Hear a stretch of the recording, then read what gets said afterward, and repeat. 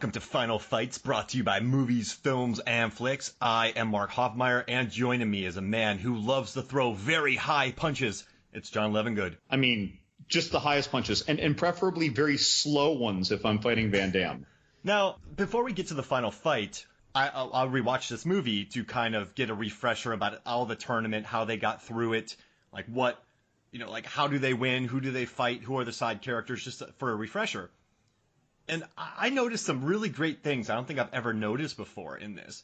And as I started reading about the different fighters, I realized that a lot of these fighters have nicknames. Mm-hmm. So I just learned that there's Jazzy Jeff, which makes me really happy that he's the guy that Ray Jackson throws off the mat in Fresh Prince of Bel-Air. When Phil kicks him out of the house, okay. Yeah. And then there's like Hammer Pants, there's Fire Shorts, there's Mouth Guard.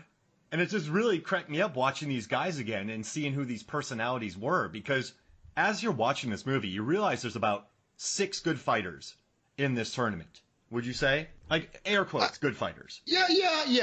I mean, in general, that's fair. I'd be nitpicking to pick a different number. I'd say, Paco, the Thai kickboxer, he's legit. And then you have Swan Paradis, Michael Kesey, who is Tong Po and kickboxer. He got his shin destroyed, but he put up some good fights. He was also Attila in Lionheart. Oh my god! Oh, whoa! He got big for Lionheart. I think he just added body fat as he got a little older, to be honest. But yeah, that was he as well. So you have those guys, and then obviously we got to add Chong Li, Frank. Now this is gonna sound crazy, but Ray Jackson, he's not a good fighter, but he is powerful. He's a good brawler, and because he got a good surprise start, the brawl took over, right? I think that a lot of this isn't meant to sound like culturally ignorant, but a lot of the mishmash of Japanese and Chinese style martial artists were all very good. And by the way, I'm not saying Asian, because all depictions of Korean martial arts were losers. No joke. All Korean martial art artists were losers. There were no Indian. I didn't see any there was no Iko Yue-esque fighters. Penchak Salat, right? Is that what that is? I didn't see that. So it was basically Korean, Japanese, and Chinese, but there was a lot of there was a lot of Chinese and Japanese fighters, and all of them, they found some on point choreography. Oh yeah. I mean, the scene where was it Jackson and Jiu-Jitsu when he is fighting Frank Dux, and when he's fighting Frank JCVD, they throw the matching high kicks. And that dude was like a real legit fighter, and they told him to take it easy on him, take it easy on JCVD in the fight. So these are like these guys in here. So Paco, he's a real Thai kickboxer, dude. Like he just like the stance, the way he fought. Swan Paradis, like a lot of these guys were legit athletes. And I want to ask you a question, John. I asked you this earlier. In this final, so we're going to be talking about the final fight, but who had the easier road to the final fight, Frank? Or Chong Li? I want to start by saying, like, when you asked this question, I thought it was a loaded question, because usually your protagonist has the much harder time getting through the tournament, even in Van Damme's The Quest, which is basically modeled after this, than the main bad guy who also makes it to the final. The main bad guy tends to have a breeze on the way up, and then they tend to start crushing in the final match and then all of a sudden lose, right? Yeah. But this movie did not do that. And so I rewatched the fights, and I actually paid attention. I wrote down every single fight that each of the two of them had, and whether they were easy or challenging or why. And I honestly believe that they were strikingly equivalent. Yeah, I would say that's about right. I think the two toughest ones that Frank had were Paco and Pumola, the sumo, the kind of hybrid sumo wrestler. Right. Because Sadiq, he knocked out. He had a guy, the last day opponent, the Fire Shorts. He knocked him out. Then you had the throat slash guy who got knocked out. Orange Gi guy, he got kicked in the face about 18 times. And then you had the guy who did one cool spin kick, then got knocked out by a body shot. So his two toughest were Paco and Pumola. Chong Li, he had Ray Jackson, who was super tough. He had Swan. Who whooped him, by the way. Yeah. Whooped him to the point that he was half knocked out. Yeah, and then, Ray's such an idiot. I've been watching this movie my entire life, and I get pissed off every time Ray Jackson goes down. And then he fought Swan, Paradis, Michael Kesey. he landed some good shots. I would say he's a real tough dude. Heavy punches. Yeah, heavy punches. So he had some tough guys in there leading up to it. Now, he did fight no takedown defense guy who just pulled his legs out. And then he fought Mouthguard, who went down pretty easy, and Hammer Pants went down pretty good. But they each probably had two really tough competitors. So I would say it's about equal. I'd actually say that Chong Li had 3. Oh, wow. Because his last fight, the guy whose neck he broke at the end with the gold pants. Yeah. Is that Hammer Pants? Mm-hmm. Mm. All right. No, that's Chong Ip Mung. Okay, so that guy punched Chong Li in the face like 5 times. And he did a double palm on either side at the same time, slap on his mandible. So like he actually got in, even though he's a little guy, he got in a lot of hard hits. But even though I think Chong Li had 3 tough fights and Van Damme only had 2, Frank Dux, when he fought the sumo guy though, that was really grueling, and he might have had joint pain after that from the arm twists. And when he fought Paco, his ribs. Even though Paco only got in 1 good hit when he was playing tough guy, and I've done that with people when I was taking martial arts in high school and college, like, you're real tough right then, but, like, later, you're sore. He caught shin on ribs. Right, so even though he just had 2, his 2 would have taken more of a toll, and Chong Li took a lot of face hits from his three fights that were tough. So, but again, generally I find them pretty equal. And now I have one last thing. So one thing, I like how the tournament is set up pretty quick. When Frank gets the record, he beats out Chong Li's record. So then Chong Li is pissed. And I kind of like that they set this up. And they set up this fight where, I mean, this is a long fight, John. This is a fight that's about 7 minutes in length, right? 7 minutes in length. And do you want to guess how many strikes were landed in the final fight? Are we counting the jump kicks that were just repeated with multiple cameras from different angles? I counted those just because they had to show them, and I count throws. I count throws too, and like the triple hits. I think throws should count, but like, and some of his punches were doubled on too. So can I? All right, I'm gonna guess. This is how many total hits? Yep. 50. 49. Oh, it's so You're insane, close. John. By the way, I deliberately did not count. That's amazing. I deliberately didn't count. So they land that, and I mean, there's a scene in this thing, in this fight, where Jean-Claude Van Damme is blinded, and he sits there for 1 minute and 21 seconds just yelling. So it's not all fighting. There's a lot of knockdowns. There's a lot of this going on.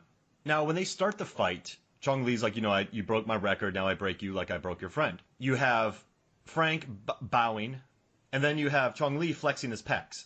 Are those like Reeboks back in the day that he gets pumped up? Like Air Jordans? Yeah, when he pumps his pecs, is that the way that he gets pumped up? Is that his bowing to people? So, well, first off, that dude has very little respect for bowing. His bows were so half-assed. even to the masters of the Korukai up front. Like, he barely did a bro nod. Nothing. But honestly, so I've seen him do pec flexes back in his Bruce Lee days. I almost think that was totally involuntary. He's just so used to doing it. I think that it was almost like when he turned and your arms just sway the littlest bit. I almost think that just happened. Wow. Because when he flexes his pecs, it's like someone rang a tuning fork. Like, that dude is if you weigh him, I bet he's 50% pec. Yeah, easily. And do you think that's why Frank went for the body? Because he said his gut isn't strong. Yeah, it's funny too. He's all like, you don't punch his pecs, but you punch his gut. He's got a hell of a body, but apparently that's just that's just like his weak thing. And maybe he's weak to the gut. Remember when they said he's sweet to the gut? Yeah. Well, Van Damme said, or Duke said it. But I wonder if it's actually not that it's a literal weak point, but that his hubris makes it so, like, when people go into a fight, they grit their teeth, they tighten their jaw, they tighten their neck. Whereas he just walks up, he's all casual, he's not flexed and tight. So when you hit him in the gut, he's not ready for it, like, ever. Yeah. No, and he didn't block much. JCVD is kicking. So this is my biggest problem, and we've talked about this before, John, on Movies, Films, and Flicks, the podcast, and I've written articles about it. JCVD's final villains, the final fights, they fall apart. They're very tough, and then when adversity hits them, they have nothing. So I thought it was really interesting. Did you think it was interesting how JCVD opened the fight up with a head kick, and then he jumped off the ref and hit Chong Li? I mean, he had like 10 strong hits for 2 from Chong Li, like in the first, I don't know, 20 seconds. This was his, of the tough fights, air quotes, this was his easiest tough fight. He was owning it. Yeah, and he was just handing it to him. Now, Chong Li did land a nice body kick, and then he had a good throw, but for the most part, I mean, it was basically take 3 punches to get one.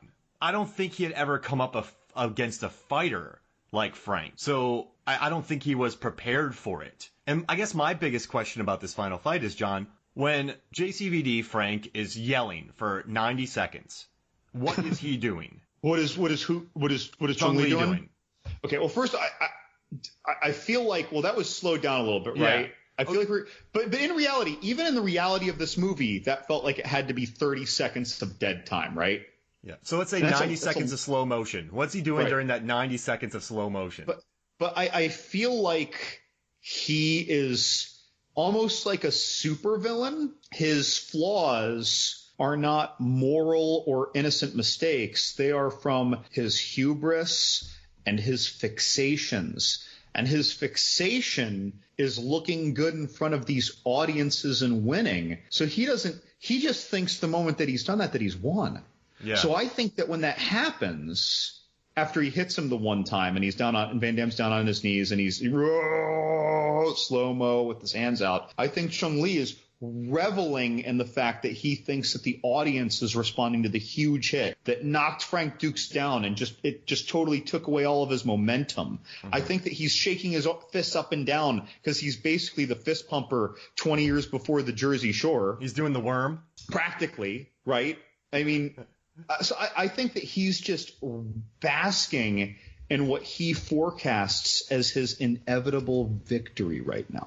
Got it. And then he goes to throw the giant punch, but that gives JCVD Frank time to collect his bearings, remember his training, and then catch the punch, give him a gut kick, and then just start landing kick after kick after kick. I mean, he is right. There's no setups. You know, in a lot of fights, you got to work the jab. You know, let's say you're left-handed, you throw some rights, to get your left in. You punches and bunches. You set up things. You switch stances. Frank is just kicking him in the face. I mean, there's no lateral movement or any of this. Right. So I just love that Chong Li just gets completely caught off guard. And I learned something interesting in my research for this. This movie didn't have stuntmen. So all these actors, they were all martial artists, they were all athletes, but they all did their own stuff, which I thought was pretty cool. That's always how you get the best fights too. It's like you watch some movies with like Scott Adkins folks. Scotty and like when he is an outstanding stuntman and martial artist, but his fights only look as good as the worst person he's fighting on screen. Yeah. And so sometimes he looks bad because he has a crappy stuntman or choreographer fighting him. And then likewise, a lot of times in these movies, the secondary fights of the non-main characters, they're just suck and they're throwaways and they're brief moments. Whereas in this, like you said, like we have real fighters. So a lot of these other fights, like you actually give a damn.